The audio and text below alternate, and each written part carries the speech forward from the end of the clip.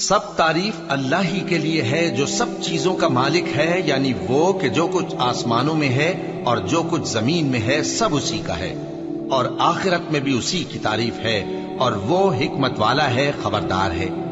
جو کچھ زمین میں داخل ہوتا ہے اور جو اس میں سے نکلتا ہے، اور جو آسمان سے اترتا ہے اور جو اس پر چڑھتا ہے، سب اس کو معلوم ہے، اور وہ مہربان ہے، بخشنے والا ہے۔ اور کافر کہتے ہیں کہ قیامت کی گھڑی ہم پر نہیں آئے گی۔ کہہ دو کیوں نہیں آئے گی؟ میرے پروردگار کی قسم وہ تم پر ضرور آ کر رہے گی۔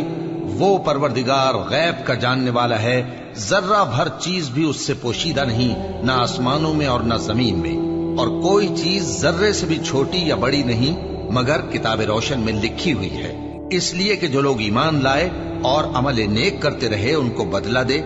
یہی ہیں جن کے لیے بخشش اور عزت کی روزی ہے، اور جنہوں نے ہماری آیتوں کے بارے میں ہمیں ہرانے کی کوشش کی ان کے لیے سخت درد دینے والے عذاب کی سزا ہے۔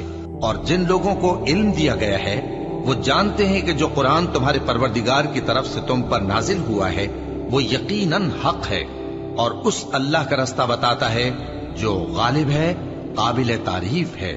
اور کافر کہتے ہیں کہ بھلا ہم تمہیں ایسا آدمی بتائیں جو تمہیں خبر دیتا ہے کہ جب تم مر کر بالکل ریزہ ریزہ ہو جاؤ گے تو تم نئے سرے سے پیدا ہوگے؟ یا تو اس نے اللہ پر جھوٹ باندھ لیا ہے یا اسے جنون ہے۔ بات یہ ہے کہ جو لوگ آخرت پر ایمان نہیں رکھتے وہ آفت اور پرلے درجے کی گمراہی میں پڑے ہیں۔ کیا انہوں نے اس کو نہیں دیکھا جو ان کے آگے اور پیچھے ہے، یعنی آسمان اور زمین؟ اگر ہم چاہیں تو ان کو زمین میں دھسا دیں یا ان پر آسمان کے ٹکڑے گرا دیں، اس میں ہر بندے کے لیے جو رجوع کرنے والا ہے ایک نشانی ہے۔ اور ہم نے داؤد کو اپنی طرف سے برتری بخشی تھی اور کہا تھا اے پہاڑوں ان کے ساتھ تسبیح کرو، اور پرندوں کو ان کا مسخر کر دیا، اور ان کے لیے ہم نے لوہے کو نرم کر دیا کہ کشادہ زرہیں بناؤ اور کڑیوں کو اندازے سے جوڑو، اور نیک عمل کرو، جو عمل تم کرتے ہو میں ان کو دیکھنے والا ہوں۔ اور ہوا کو ہم نے سلیمان کے تابع کر دیا تھا، اس کی صبح کی منزل 1 مہینے کی راہ ہوتی اور شام کی منزل بھی مہینے بھر کی ہوتی۔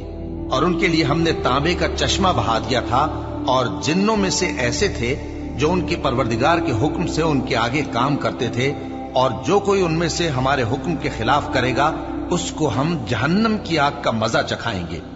وہ جو چاہتے یہ ان کے لیے بناتے، یعنی قلعے اور تصویریں اور بڑے بڑے لگن جیسے تالاب اور دیگیں جو ایک ہی جگہ رکھی رہیں۔